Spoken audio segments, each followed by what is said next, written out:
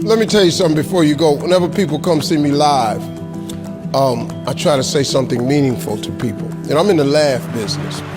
That's my gift. That's what God gave me at birth. Your gift is the thing that you do the absolute best with the least amount of effort. I want to tell you something that can help enrich your life.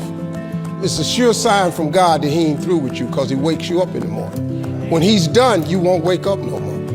But as long as you're waking up, that means he has something for you that he hasn't been able to give to you for whatever the reason.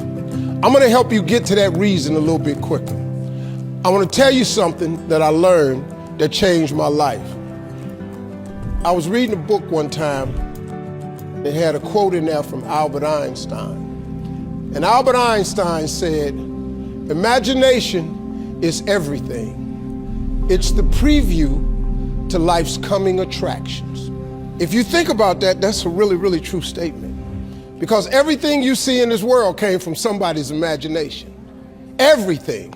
Somebody was talking on the phone one day, on that wall phone, connected to the cord, and tried to walk, and it didn't go no further. And he wanted to just go outside and get something out the car. Somebody said, "You know what? I wish I could take this phone outside." Everybody in here got a cell phone. It was in somebody's imagination.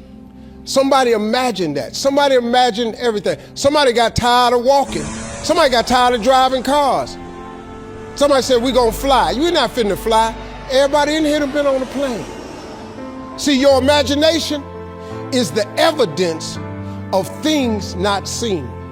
You know why they call it the evidence of things not seen? Your imagination, you the only one can see it.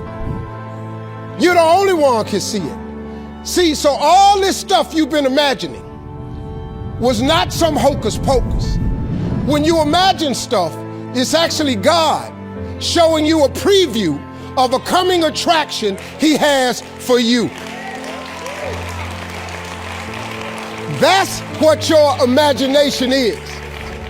Why do you keep imagining yourself with a second home? Because God wants you to have a second home. Why do you keep imagining yourself in a supervisory capacity on another job? Because God really wants you to have that. Why you keep dreaming of opening a business one day? That's because that's what God really got for you. And he put it in your imagination. The problem with your imagination, though, is you tell it to the wrong people. If you want to kill a big dream, tell it to a small-minded person. You can't, oh man. Think about this in your life. How many times have you had this really incredible idea and you took it to your family and your friends? You shared it with them and they shot it down.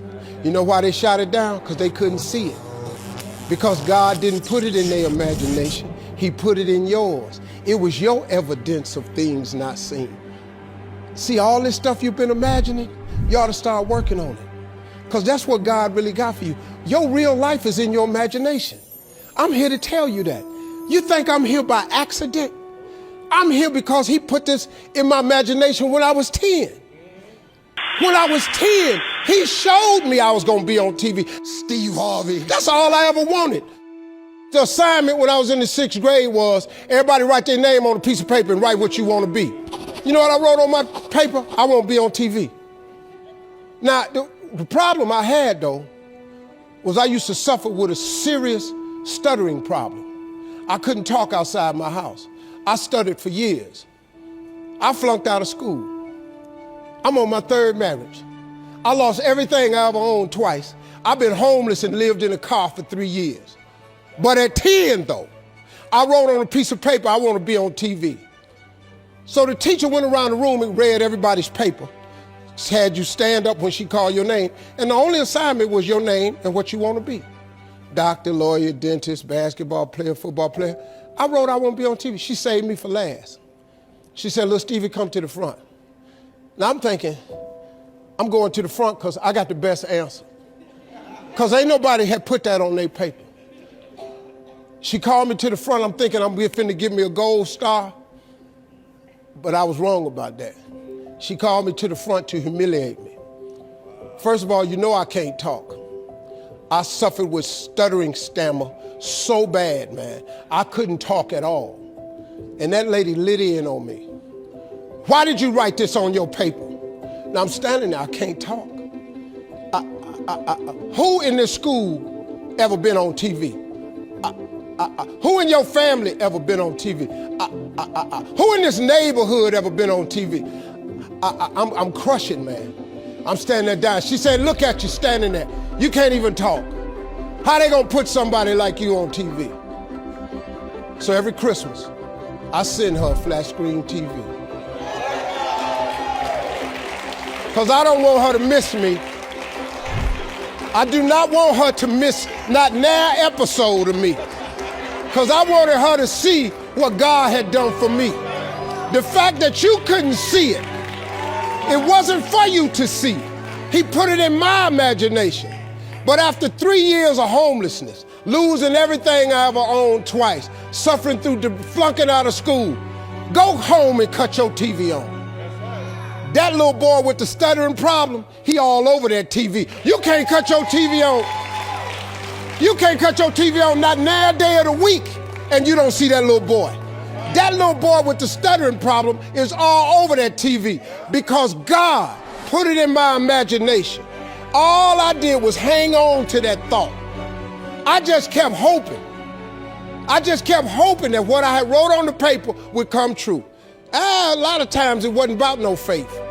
I didn't believe it sometimes. When you homeless and living in the car, how you see yourself as a TV star? But I just kept hanging on there. Because my mama was a Sunday school teacher. I kept hearing her say, God,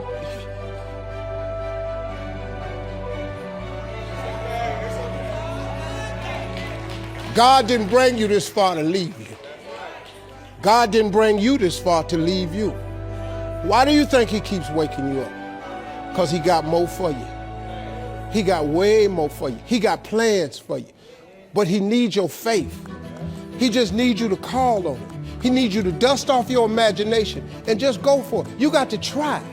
Quit waking up thinking you ain't got no say-so in your life. You have a choice in this matter. You can't stop what happened to you, but you can doggone sure do something about what happened to you. Life is 10% what happened to you, it's 90% what you do about it.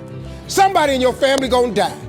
Somebody in here gonna get fired. Somebody here gonna get an eviction notice. Somebody gonna get laid off. Somebody company gonna close. That's life. Somebody you love gonna break up with you. That's life. But what you gonna do about it though? Since it's gonna happen anyway.